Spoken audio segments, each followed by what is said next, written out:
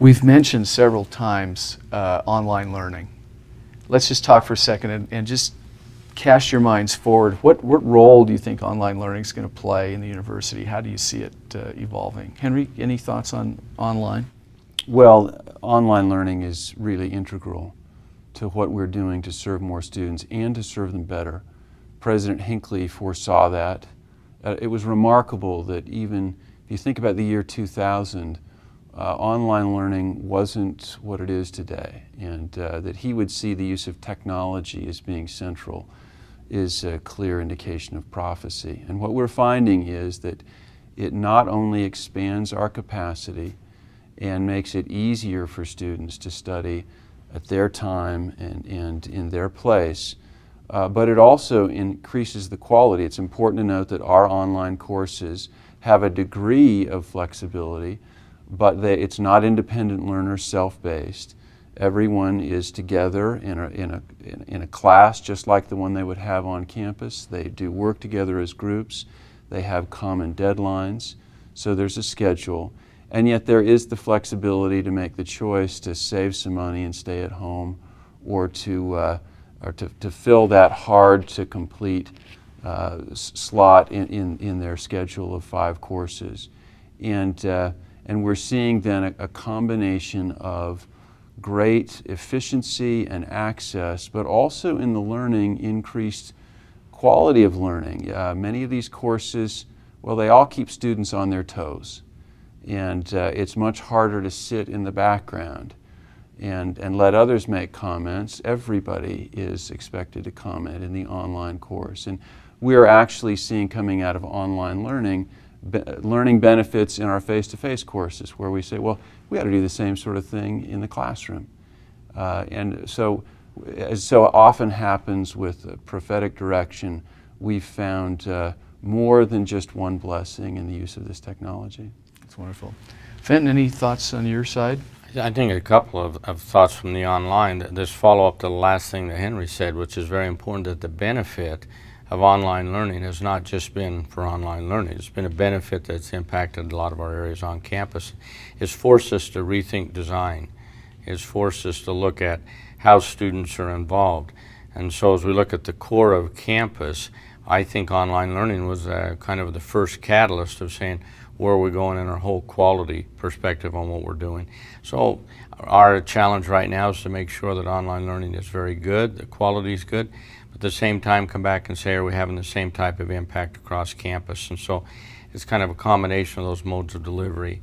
I think it's exciting. Our first, right now at this particular point in time, to say, what's our structure so we can teach more students, but also what's our plan so we can make sure that the quality is equal or better than anything that we're doing right now. So it's an exciting time.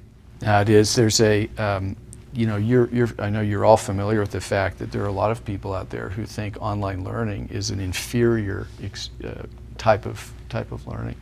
There's a lot of opposition to it, in fact, in some quarters, and but we've found a different experience. What, in your minds, as you've thought about it, what is it that that we've learned about online that gives us confidence to move forward in the future with it? What's your sense of it? I'd mention a couple of things. One, the model or the mode of which we developed our online learning.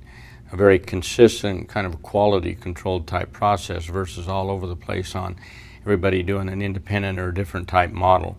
The second part of that is the learning model played a larger role in the development of online courses than people ever realized. And without the learning model or some type of common framework, you couldn't have accomplished what we're doing right now. So I would say the quality of ours is based on the learning model, a consistent plan with a lot of uniformity, but some flexibility that comes to play there. And so I just see it as a little bit of a different approach than what others have viewed. Others viewed it all the way from revenue models or to make it easier on faculty to do some things, and our approach has never been that. Our approach goes right back to the imperatives, and so that being said, we're developing something of quality that'll take us down the road. Wonderful. I think we also have the benefit that the students are coming to meet us. So one of the learning model principles is that we teach one another. That's not a common experience for them in the classroom as they come up through the high schools. the idea that they would turn to one another in these rows of desks and teach one another. But through social media, they have that experience all the time. And what we then have are a group of folks who are naturally inclined to want to talk to one another. And we give them a framework for talking about important things in inspired ways. And those two things come together in a way, again, that you just, how could you have foreseen that 11 years ago now when the university was created and the mandate was given, we'll explore the use of new technology. You know, one of the things that I think we should really make note of in our online experience is the role of our online faculty. We made a decision several years ago to not do independent study, and as Henry suggested, you know, develop a semester-based kind of course with a cohort you take the class with. But we also made a decision to develop a whole, what do you call them, a whole cadre of online teachers who live really in many places in the country, but who are trained by us, who have advanced degrees, and who are really committed to a quality experience for the students online. It's a very important part of this. And I think one of the things you see there, I think you can see that we couldn't deliver online education on the resource of just our faculty on campus, because all that would be as a trade-off. You take them out of the face-to-face and put them into an online type mode. So developing this other core of faculty allows us to do things that you would have thought would be impossible on serving a lot more students. Plus, the other thing it does, it gives a lot more people the vision of what are you trying to do there, and can I be part of that, and that sense of feeling part of it. I want to add one other thing here too, President. Henry reminded me of this when he was talking about some of the improvements. We find that there's some benefits from learning in an online method and also in a face-to-face. So that's why some of our experiments in hybrid are exciting, but we find that a student in an online mode of learning takes on some approaches that are different than in face-to-face mode, and really a benefit there of deeper learning in some ways that we hadn't often thought about too. Yeah, it's interesting that many of our students comment that the online courses are harder. Yeah. Or at least they experience them as being harder. I think it goes back to something Henry said about discipline. Exactly. And structure, and that you can't sit back and disappear in the back row. You're always visible to the faculty, and it makes a different experience. I think there's one other thing that we ought to comment on about online. I'd love to get your thoughts about that. And that is, how do you think online itself might change over time? What's your feeling about how that's going to develop? Because it's not going to stay still. Those technologies are changing all the time. Any thoughts about what we might see out there? I think we'll see a more mobile environment. Yeah. Where we're going to be everywhere for so many different types of people in different modes, but I think in powerful modes. It just is evolving so rapidly. Betty, did you have something? Well, my thought really goes back to what we were talking about previously, about what do we really see online as.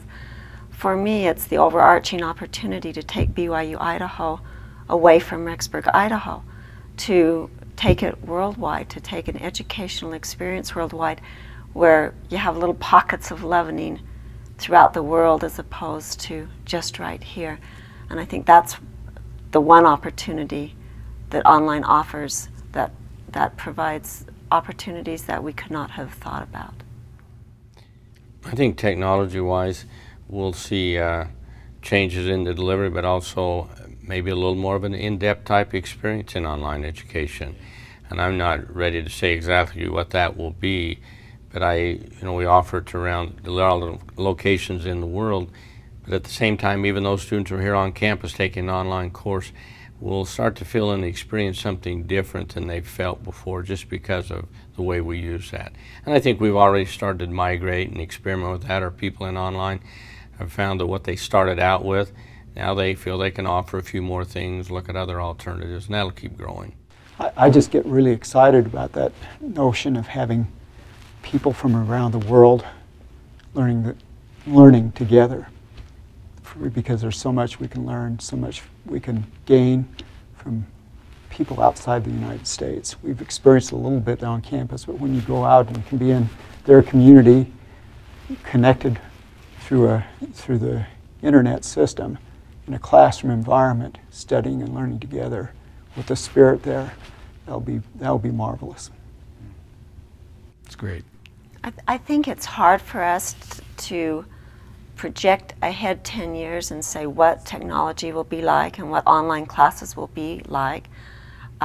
In hindsight, we can see where we were 10 years ago and could not have even begun to project what we are doing right now. And so that revelation comes little bit by little bit. And I think it will change, and it will be a different experience totally, just as 10 years ago is different today. As we look forward that 10 years, I think we will look back and go, oh my goodness, can't believe the change and the growth in quality and the opportunities that all of this provides. I think it's interesting to think that even here on campus as we grow, BYU-Idaho gets a little larger physically, but the world gets a little smaller. And so you see that gathering perspective that technology will allow us to have that we haven't ever seen before. And that spirit of gathering is very critical to the mission of this institution. So how do we gather the saints to learn and to be taught by each other in a more powerful way?